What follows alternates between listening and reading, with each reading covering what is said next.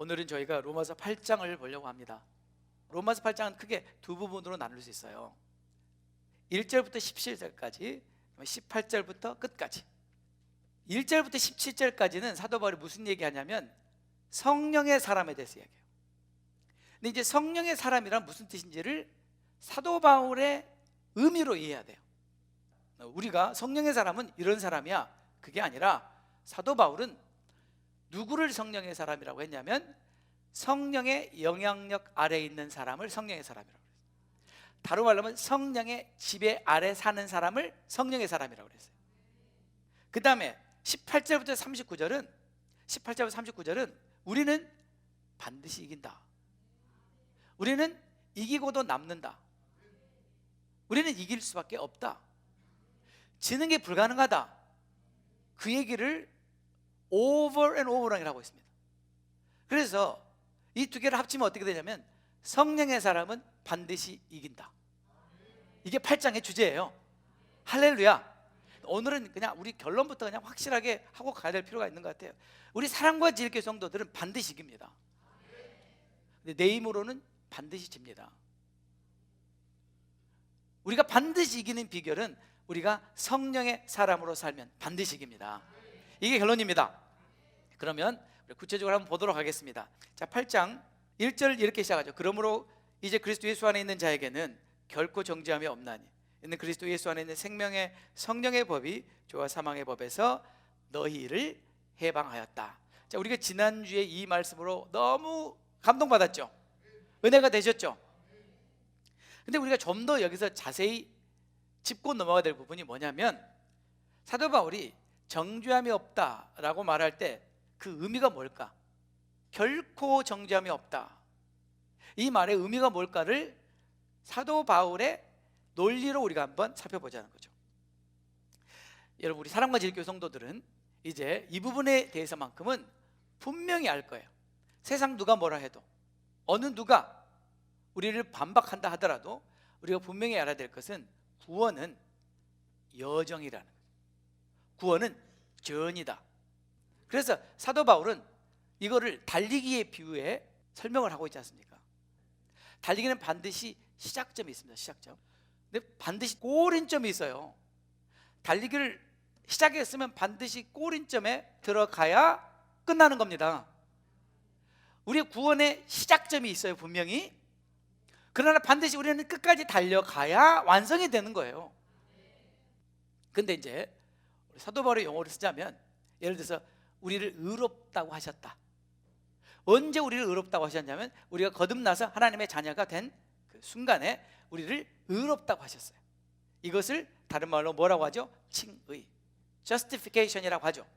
그 다음에 우리가 의롭다함을 받아서 그걸로 우리는 모든 게 끝났으니까 그 자리에 주저앉아서 파티하고 놀고 우리 마음껏 인생을 즐기자가 아니라 이것은 시작에 불과하기 때문에 이제 우리는 구원의 완성을 향하여 달려가야 한다. 그 목표를 향해 달려가야 한다. 그래서 이 달려야 되는 이 구간 동안에 우리는 점점 예수님을 닮아가는 것이다. 예수님을 닮아가는 것이다. 다른 말로 거룩함을 이루어가는 것이다. 이것을 뭐라고 말해요? 성화, sanctification. 그런데 반드시 우리는 끝에 도달하게 된다. 목적지에 도달하게 된다. 그게 바로 예수님 다시 오시는 사건이다. 그때가 되면 구원이 완성이 된다. 그리고 이 썩을 몸, 이 썩을 삭신이 어떻게 된다? 영광의 몸으로 변화된다. 할렐루야. 우리가 이 날을 바라보고 사는 거 아니에요. 비록 우리의 육신은 쇠하지만, 그러나 사도 바울이 속사람은 날로 새로워진다. 날로 점점 주님처럼 닮아간다. 그래서 로마서 8장에서 사도 바울이 뭐라고, 하나님께서 미리 아신 자들, foreknew, 하나님께서 미리 아신 자들을 미리 정하셨다. predestined. 근데 미리 정하신 이유는 아들의 형상을 본받기 위해서 미리 정하셨다. 아멘. 그리고 이 미리 정하신 자들을 의롭다고 하시고 의롭다고 하신 자들을 영화롭게 하셨다. 그런 말씀 나오지 않습니까? 그렇죠? 거기서 미리 정하신 자들은 지금까지 수많은 신학자들이 말한 것처럼 예수님을 미리 믿을 사람을 하나님이 미리 알아서 그 사람을 정한 것이다, 그런 뜻이 없어요. 본문에는 하나님은 모든 사람을 다 아세요. 하나님이 미리 아시는 그 아심, 프리놀리지, 선지, 선견에 예외되는 사람은 없어요. 다른 말로 하면 하나님이 모르는 사람은 이 지구상에 없어요. 하나님은 모든 사람을 미리 다 아셨어요. 하나님은 모든 사람을 미리 다 아셨기 때문에 그 모든 사람을 그 아들의 형상을 본받도록 미리 정하신 것이지, 구원받을 사람만 미리 정하셨다는 그런 견해는 저는 개인적으로 반대한다는 걸 말씀드리는 거예요. 근데 이제 우리가 구원을 또 중요한 이해를 해야 될 포인트가 있는데, 그게 뭐냐면 우리가 구원이라고 말할 때 무엇으로부터 구원이냐가 중요하다고 그랬잖아요. 성경은 구원이라고 말할 때 딱 한 가지밖에 말 안 해요. 죄로부터 구원이에요. 죄로부터 구원이란 말이 무슨 말이냐, 이걸 또 우리가 잘 이해해야 되지 않습니까? 그래서 예를 들어서 우리가 이제 다 배우셨어요. 우리가 의롭다함을 받았다는 말이 무슨 말이냐, 칭의, 그 말이 무슨 말이냐면 죄의 형벌에서 구원을 받았다는 말이에요. 죄의 형벌이 뭐예요? 죽음, 사망, the penalty of sin. 죄의 페널티는 사망이다, 죽음이다. 우리 모두는 다 사형 선고를 받았는데 이 사형에서 우리를 구해 주셨다, 그게 의롭다함을 받았다는 뜻이라고 그랬잖아요. 그 다음에는 뭐냐면 우리가 의롭다함을 받은 이후에는 계속해서 우리가 죄와 싸우잖아요. 죄와 싸우는데 어떻게 싸워야 돼요? 피 흘리기까지, 피 터지는 싸움을 싸우는 거예요. 그러면서 우리가 점점 거룩함을 이루어가는 거 아니에요? 이것을 보고 우리는 다른 말로 뭐라 하면 죄의 권세, 또는 다른 말로 죄의 영향력, 죄의 영향력으로부터 구원을 얻어가는 거예요. 네. 그런 다음에 우리 주님 나오실 때 우리가 이 육신을 벗어버리고 영광의 몸을 입게 될 때는 죄 자체로부터 우리는 구원을 얻는 거예요. 다시는 그 죄의 꼴도 안 보는 거예요. 우리는 사도 바울이 로마서 8장 1절에서 그러므로 그리스도 예수 안에 있는 자에게는 those who are in Christ Jesus, 그 사람은 정죄함이 없다. 그 정죄함이 뭐냐는 거예요. 그 정죄함은 죄의 형벌이 없다. 왜요? 의롭다함을 받았으니까. 아멘. 그 다음에 우리가 죄와 싸워서 죄의 권세, 죄의 영향력으로부터 점점 구원을 얻어가는 이 과정에서 또 죄의 정함은 없다는 거예요. 왜냐하면 우리가 의롭다함을 받은 사람들은 죄를 지을 수 있어요, 없어요? 있죠. 그러나 우리가 그때 하나님께 자백하고 회개하면 즉시 용서해 주시고 다시 우리는 거룩함을 향해 나갈 수 있기 때문에, 바로 이런 이유 때문에 절대 정죄함은 없다는 뜻이에요. 그런데 정말 키가 되는 말씀이 이거예요. 그리스도 예수 안에 있는 사람에게는 정죄함이 없다. 그리스도 예수 밖에 있는 사람은 정죄함이 있지만 그리스도 예수 안에 있는 사람은 정죄함이 없다. 그러면 사도 바울이 그리스도 예수 안에 있는 사람은 결코 정죄함이 없는데 그리스도 예수 안에 있는 사람이 누구냐는 거예요. 그리스도 예수 안에 있는 사람이 누구냐면 사도 바울이 이미 그걸 6장에서 설명했어요. 누가 예수님 안에 있느냐? 예수님과 합한 사람이다. 그의 죽으심과 합한 사람, 그의 부활과 합한 사람, 예수님과 연합한 사람, 그 사람이 예수 안에 있는 사람이다. 그렇게 얘기했잖아요. 그래서 여러분 이 로마서 8장에 사도 바울이 되게 강조하고 있는 단어가 이 안에라는 단어예요. 안에. 1절에는 그리스도 예수 안에라고 하죠. 이건 무슨 말이냐면 저와 여러분이 그리스도 예수 안에 있다는 얘기예요. 우리가 예수님 안에 있단 말이에요. 근데 그 다음부터는 계속 뭐라고 하냐면 한번 들어보세요.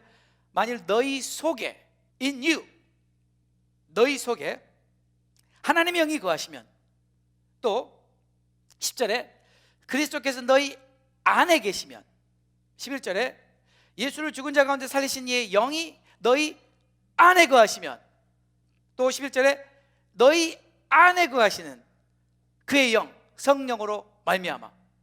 지금 바울이 계속 뭘 강조해요? 우리가 예수 안에 있으면 그분의 영이 우리 안에 있다. 우리가 그분 안에 있고 그분이 우리 안에 있다. 내가 그분 안에, 그분이 내 안에. 왜? 우리는 연합한 자이기 때문에. 로마서 6장을 근거로 이 말하는 거예요. 다시 말하면 우리가 거듭난 적이 없으면, 우리가 하나님의 자녀가 된 적이 없으면 이 말씀은 나하고 상관없는 거죠. 그러나 저와 여러분이 정말 예수님의 보혈로 거듭난 사람이라면 이 말씀은 바로 우리에게 해당하는 말씀이에요. 우리의 질문은 내가 예수님 안에 있느냐는 거예요. 내가 예수님 안에 있냐는 거예요. 내가 예수님 안에 있으면 그분이 내 안에 계시는 것은 말할 것도 없다. 그분의 영이 내 안에 계시는 것은 틀림없는 사실이다. 바로 그 사람에게는 절대 정죄함이 없다는 거죠. 그래서 사도 바울이 생명의 성령의 법이 죄와 사망의 법에서 너를 해방했다, 또는 우리 모두를 해방했다라고 말하죠. 자, 우리가 이 말씀도 7장 말씀을 근거로 잘 정리하고 넘어가야 될 건 뭐냐면, 생명의 성령의 법과 죄와 사망의 법이 항상 싸울 수밖에 없다 그랬죠. 근데 죄와 사망의 법은 어디에서 역사하냐면 육신에서 역사한다 그랬죠. 내 육신으로는 죄의 법을 섬긴다. 우리 육신 안에 선한 것이 하나도 없다. 육신 안에는 뭐만 있다? sinful nature. 그렇죠? 근데 이 육신 안에 있는 이 죄와 사망의 법과 내 속사람 안에 있는 생명의 성령의 법이 항상 어떻게 한다? 격돌한다. 이 싸움은 끝이 있다 없다? 없다. 예수님 오실 때까지 이 싸움은 계속된다. 그럼 우리가 원하든 원치 않든 이 싸움 싸워야 돼요, 말아야 돼요? 싸워야 됩니다. 내가 싸우지 않고 가만히 있으면 내가 당해요. 싸워야 합니다. 근데 이 싸움에서 승패를 정하는 게 뭐냐? 승패를 정하는 게 뭐냐? 사도 바울이 그거를 말하고 있어요. 내가 이 싸움에서 이기는 비결은 내가 누구의 영향력 아래 있느냐로 결정한다는 거예요. 이게 되게 중요한 말이에요, 여러분. 내가 육신의 영향력 아래 있을 수도 있고 성령의 영향력 아래 있을 수도 있어요. 전에는 우리는 전적으로 육신의 영향력 아래 같이 있었어요. 그랬잖아요. 우리가 죄와 사망의 법의 노예로 있었잖아요. 근데 예수님 우리를 해방시켜 주셨다고 하잖아요, 지금. 그러니까 내가 지금 자유하게 됐잖아요. I'm free from the law of sin and death. I'm free. So what should I do? 내가 선택할 수 있는 거예요. 이제 내가 죄의 법을 다시 섬길 수도 있고 내가 성령의 법을 섬길 수도 있다는 거예요. 그러니까 내가 어느 쪽을 선택하냐에 따라서 내 인생이 결정된다는 거예요, 지금. 근데 이것의 출발점이 뭐냐면 생각이었다고 2주 전에 말씀드렸잖아요. 육신의 일을 쫓는 자는 육신의 일을 생각하고 산다. 내가 육신의 일을 생각하면 나는 반드시 육신의 열매를 맺게 된다. 사망이다. 근데 내가 성령의 일을 생각하면 항상 생명과 평안을 얻게 된다. 여러분 마음에 평안이 없는 이유가 뭐예요? 육신의 일을 생각하니까. 성령의 일을 생각하면 평안을 주신다고 그렇지 않습니까? 결국 우리가 2주 전에 말한 것처럼 우리는 우리의 데스티니를 오늘 결정하고 사는 사람들이다. 나는 나의 미래와 나의 마지막을 나는 선택하고 사는 사람들이다. 생각함으로. 뭘 생각할 거냐? 성령의 일을 생각해라. 성령의 생각은 항상 내가 무엇을 하면 하나님이 기뻐하실까를 생각하게 하잖아요. 그렇죠? 성령님은 항상 우리에게 그걸 생각나게 하시고, 예수님이라면 지금 어떻게 하셨을까? 그걸 생각나게 하는 분은 성령님이라는 거죠. 그러니까 우리가 늘 성령의 일을 생각하게 되면 육신을 쫓지 않게 된다. 자, 이왕이 나왔으니까 우리가 이 육신의 정체를 좀 한번 밝혀보도록 합시다. 이 육신의 정체를 확실하게 밝혀야 될 이유가 있는 것은 너무나 많은 그리스도인들이 육신을 우습게 보더라고요. 이 육신의 정체를 아는 게 얼마나 중요하냐면, 육신을 우리가 너무 그동안 과소평가했기 때문에 우리는 육신에게 맨날 졌어요. 육신과 싸워서 이길 위인이 없습니다. 어느 누구도 육신과 싸워서 이길 수 있는 사람은 없습니다. 사도 바울도 못 이겨요. 사람은 육신과 싸워서 못 이겨요. 그래서 우리가 이 육신의 정체를 확실하게 우리가 밝혀볼 필요가 있어요. 첫째로, 육신은 하나님의 거룩한 의로운 완전한 선한 율법마저도 무기력하게 만들어버리는 게 육신이에요. 자, 보세요. 3절에 율법이 육신으로 말미암아 연약하여 할 수 없는 것. The law was powerless. 무기력해져 버리는 거예요. 율법은 여러분 아시는 것처럼 하나님의 완전한 성품, 하나님의 완전한 도덕적인 기준이라고 배웠잖아요. 거룩하시고 의롭고 선하시고 완전하신 이 율법마저도 육신 안에서는 무기력해져 버리는 거예요. 파워리스하게 되는 거예요. 이게 육신의 힘이에요. 로마서 7장 18절에 보면 내 속 곧 내 육신에 선한 것이 하나도 없다.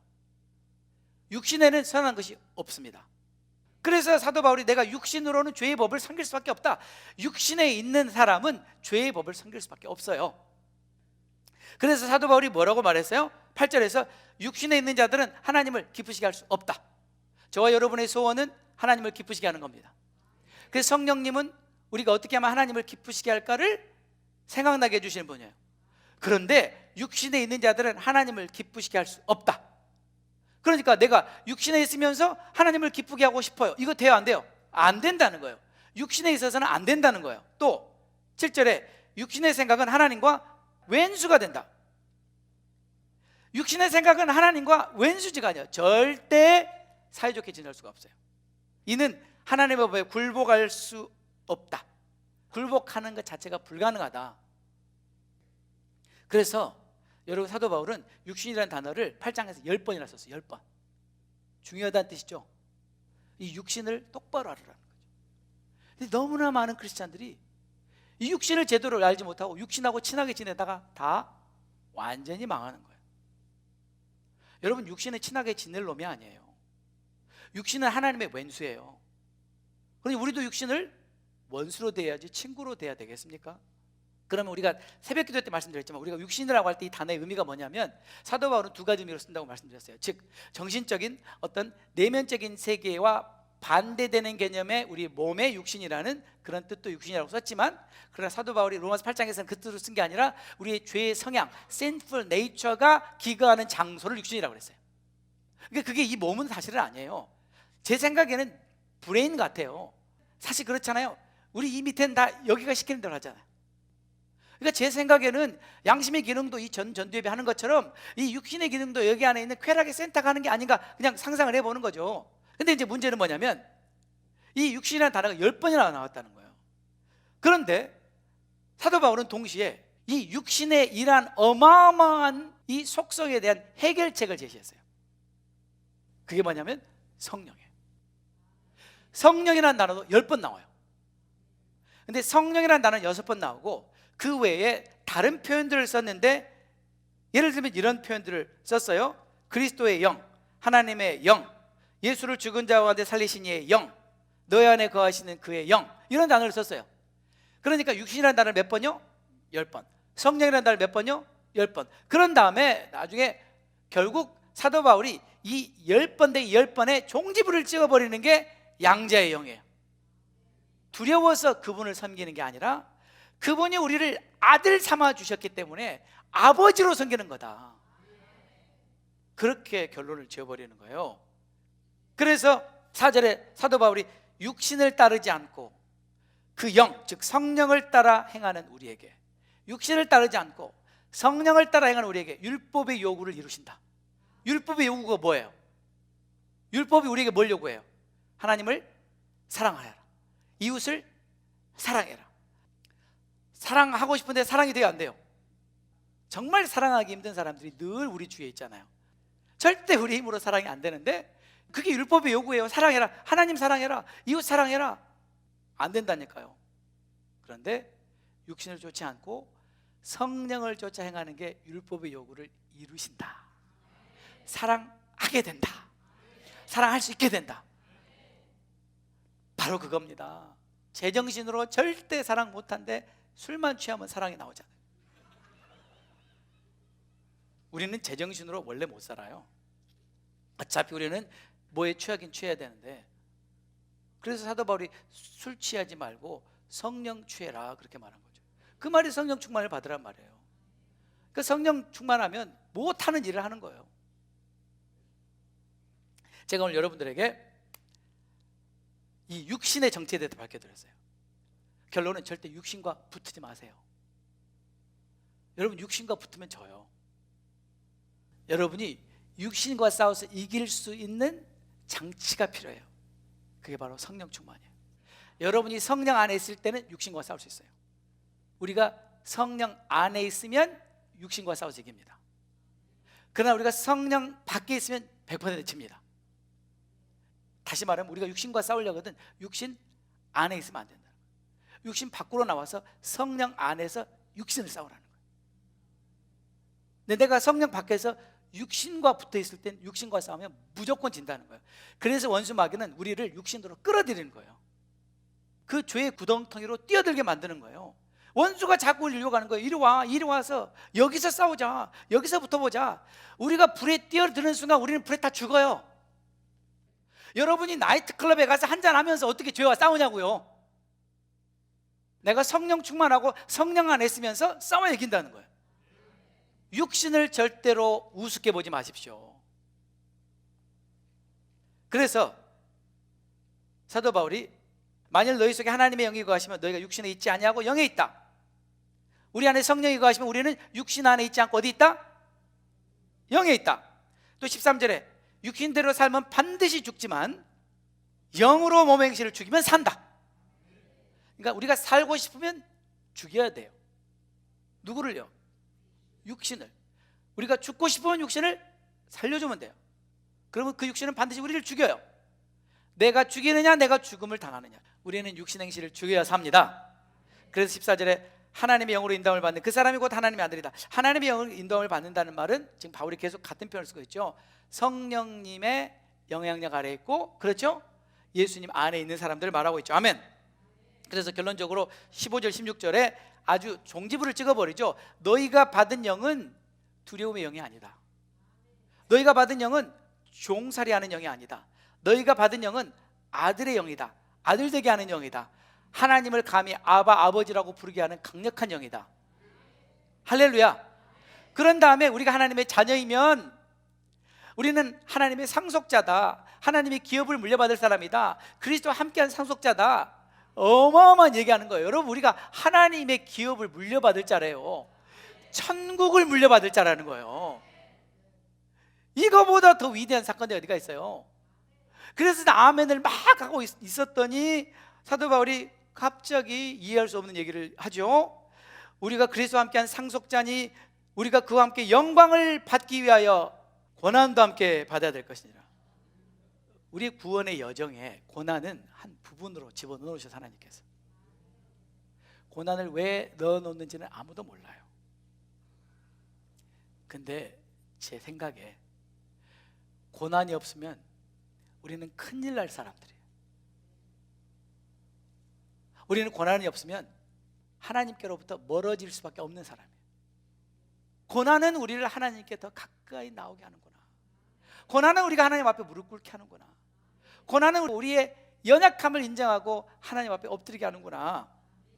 그래서 고난도 함께 받아야 된다. 이제 여기서 우리 마음이 무너지기 시작하는 거죠. 그래서 이제 사도 바울이 그 다음부터 잘 들으셔야 돼요. 그 다음부터 그러면 우리가 고난을 어떻게 할 거냐, 그 얘기하는 거예요.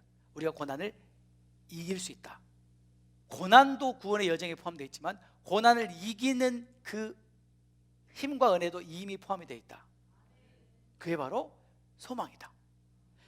우리 주님 다시 오실 때 우리가 얻게 될 그 영광의 소망을 바라보고 고난을 이기도록 해놓으셨다. 이제 그 말씀이 18절부터 25절이에요. 고난은 장차 나타날 영광을 바라보는 소망으로 인내하며 극복하신다. 여러분, 이 땅에 고난은 불가피하다니까요. 근데 이 고난을 이기는 소망을 주셨는데 이 고난 끝에 예수님이 오신다는 거예요. 예수님 다시 오실 거예요. 반드시. 그분이 오시면 고난은 끝이에요. 우리는 그 고난과 비교할 수 없는 영광을 얻게 돼요. 그래서 고난을 이긴다는 거예요. 고난 없이 살 수는 없어요. 그러나 고난을 이길 수 있어요. 그 다음에 26절부터 30절까지는 우리의 연약함에 대한 이야기를 합니다. 그럼 목사님, 고난은 그렇다 치고 우리의 연약함은요? 여러분, 제가 여러분의 연약함을 잘 몰라요. 근데 저의 연약함을 예를 들자면 이 더러운 성질, 나쁜 습관, 솔직하게 우리도 실은 나의 부분이 있잖아요. 이 연약함을 어떻게 하냐면 연약함. 그래서 하나님께서 이 연약함을 해결하시기 위해서 하나님 보좌에서 특사를 파송하셨어요. 특사. 이 특사는 우리의 연약함을 도우라고 직접 하나님께서 한 사람 한 사람에게 보내셨어요. 그분이 성령님이세요.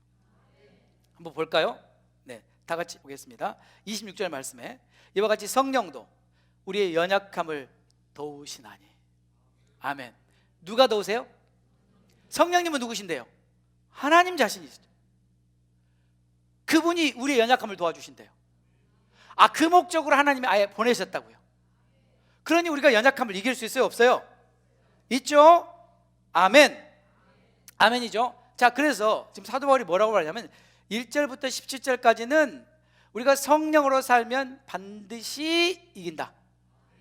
그런데 고난의 문제가 있는데 그 고난도 내가 이기도록 소망을 이미 주었다. 우리가 구원 얻을 때 이 소망으로 구원 얻은 것이다.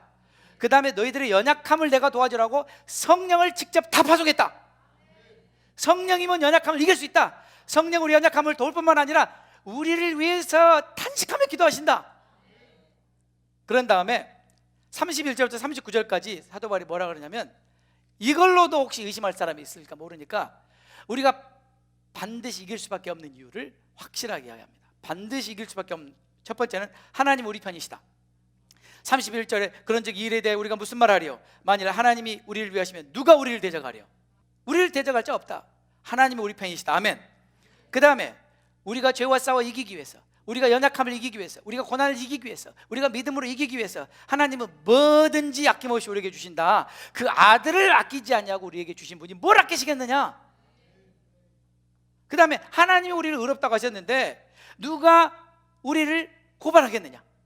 하나님이 이미 의롭다고 판결을 내리셨는데 어느 재판관이 감히 우리를 다시 고발할 수 있겠냐? 그럴 수 없다. 그 다음에 누가 우리를 정죄할 것이냐? 부활하셔서 하나님 우편에서 예수님 우리를 위해서 중보하고 계시는데 누가 우리를 감히 정죄할 자가 있냐? 여러분, 이거는요 완전한 하나님의 계획입니다. 완전한 계획. 성령님은 우리 안에서 우리의 연약함을 도와주십니다. 그래서 우리가 연약함을 이기도록, 우리가 구원 얻을 때 주신 소망으로 우리는 고난을 이기게 하셨습니다. 예수님은 하나님 보좌 우편에서 쉬지 않고 우리를 위해서 중보하고 계신다. 하나님 보좌에서는 예수님이 우리를 위해서 중보하십니다. 땅에서는 성령님이 우리를 도우십니다. 우리는 반드시 이기게 되어 있어요. 이게 하나님의 완전한 플랜이세요. 사도 바울이 결론적으로 이렇게 말하죠. 누가 우리를 그리스도의 사랑에서 끊으리요? 환난, 곤고, 박해, 기근, 적신, 위험, 칼. 나를 죽일 수 있을지 몰라도 나를 사랑하신 하나님의 사랑에서 나를 끊을 수 없다. 그래서 뭐라고 말합니까? 이 모든 일, 환난, 곤고, 박해, 기근, 적신, 위험, 칼, 이 모든 일에 우리는 넉넉히 이긴다. 그런데 우리를 사랑하시는 그분으로 말미암아, 나를 사랑하는 그분이 내 편이시고 나를 위해 중보하시고 나를 도와주시고 나와 함께 하는데 내가 어떻게 질 수가 있냐는 거죠. 이기는 정도가 아니라 넉넉히 이겨버린다. 그런 다음에 마지막으로 내가 확신하노니 사망도 생명도 천사도 권세자도 현재일이나 장래일이나 능력이나 높음이나 기쁨이나 어떤 피조물도 그리스도 예수 안에 하나님의 사랑에서 우리를 끊을 수 없다. 이 사랑으로 넉넉히 이깁니다. 이 사랑으로 이길 수밖에 없습니다. We are destined to conquer. We are more than conquerors by design. 저와 여러분은 이길 수밖에 없는 자들이에요. 이게 성경입니다. 로마서 8장은 이것을 우리에게 말하는 거예요. 성령의 사람은 반드시 이긴다. 제가 이제 여러분에게 영화를 한 편 보여드리려고 하는데, 여러분 이 영화는 제가 옛날에 본 영화인데 굉장히 제 마음에 남아있었던 영화예요. 너무나 제 모습을 보는 것 같았기 때문에. 로키가 권투 선수입니다. 이 로키가 피 터지도록 두들겨 맞아요. 눈 뜨고 못 보겠어요. 로키는 좀 체구도 작고 저처럼, 상대방 이 라이벌은요 등치도 어마어마하게 크고 무쇠같이 생겼어요. 무쇠같이. 근데 로키가 이 원수랑 싸우는데 게임이 안 돼요. 게임이 죽도록 돼지게 맞아요. 뭐하러 싸우러 나왔을까? 뭐하러? 그 영화를 보는데 저를 보는 것 같은 거예요. 내가 죄와 싸울 때마다 저렇게 얻어 터지지. 내가 죄를 이겨보겠다고 달려들었다가 저렇게 맞고 쓰러졌던 나의 모습을 자꾸 생각하는 거예요. 맞아, 내가 죄와 싸워서 과연 이긴 적이 몇 번이던가. 우리는 죄와 싸워서 못 이겨요. 이기려면 육신에서 빠져나와야 돼요.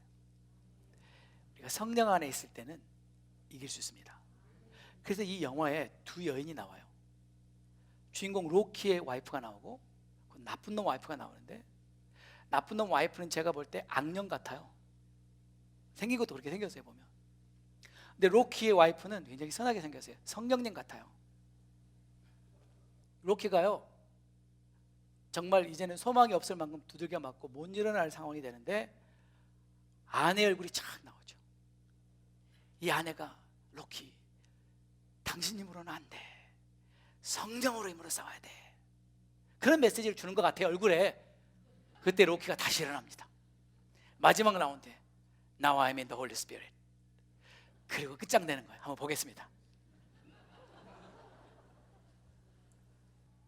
저는 진짜 이 로키를 보면서 제가 죄와 얼마나 처절하게 싸우고 얼마나 두들겨 맞았는지를 생각하는 거예요.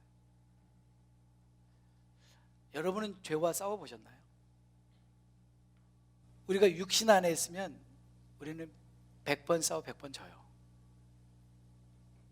그래서 우리를 육신으로 끌어들이는 겁니다. 승리는 없습니다. 우리가 성령 안에 있으면 이길 수 있는 겁니다.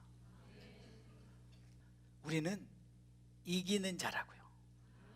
두들겨 맞으라고 하나님이 우리를 구원하신 게 아니라 이기라고. 이길 수 있는 모든 걸 다 주셨어요. 아버지의 사랑, 예수님의 중보, 성령님의 도우심, 뭐가 더 필요하세요? 저와 여러분은 이길 수밖에 없어요. 못 이긴 이유는 딱 한 가지입니다. 육신으로 싸우려고 하기 때문에 지는 겁니다. 성령 안에 거하시면 이길 수밖에 없습니다. 하나님의 약속이지 않습니까? 넉넉히 이긴다. 이기고도 또 이긴다. 그래서 계시록에는 예수님께서 7교회에 7번이나 말씀하세요. 이기는 자에게는, 이기는 자에게는, 이기는 자에게는, 이기는 자만 상급이 있는 거예요. 왜요? 이미 이기도록 해주셨기 때문에. 저와 여러분은 반드시 이깁니다. 조건이 한 가지가 있어요. 성령 안에, 성령님의 영향력 아래에 있어야 이깁니다. 아멘. 그래서 우리가 열심히 기도하죠. 40일 열심히 기도하는 이유가 뭐예요? 성령 충만 받기 위해서. 그래야지 죄와 싸워 이기고, 그래야 세상을 이기고, 그래야 내 육신의 연약함을 이기지 않습니까? 아멘. 여러분 소망을 가지십시오. 우리는 반드시 이깁니다. 자, 옆 사람에게 우리는 반드시 이깁니다. 저와 여러분은 이기는 자입니다. 우리가 이길 수밖에 없는 이유는 하나님의 사랑 때문입니다. 그 사랑이 우리를 이기게 합니다. 그 사랑이 죄를 이기게 하고 세상을 이기게 하고 원수를 이기게 합니다. 그 사랑으로 이깁니다. 우리는 넉넉히 이기는 자들입니다. 우리 시간 단체 주의 사랑 어찌 우리 잊으리. 생명 주신 주님만 영원히 찬양하리. 찬양하리.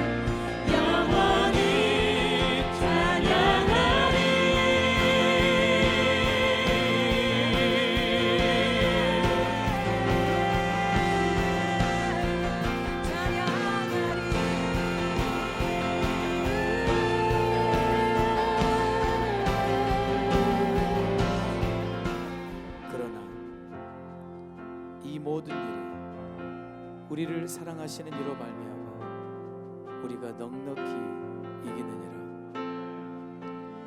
내가 확신하노니 사망이나 생명이나 천사들이나 권세자들이나 현재 일이나 장래일이나 능력이나 높음이나 기쁨이나 다른 어떤 피조물이라도 우리를 우리 주 그리스도 예수 안에 있는 하나님의 사랑에서 끊을 수 없으리라. 끊을 수 없으리라.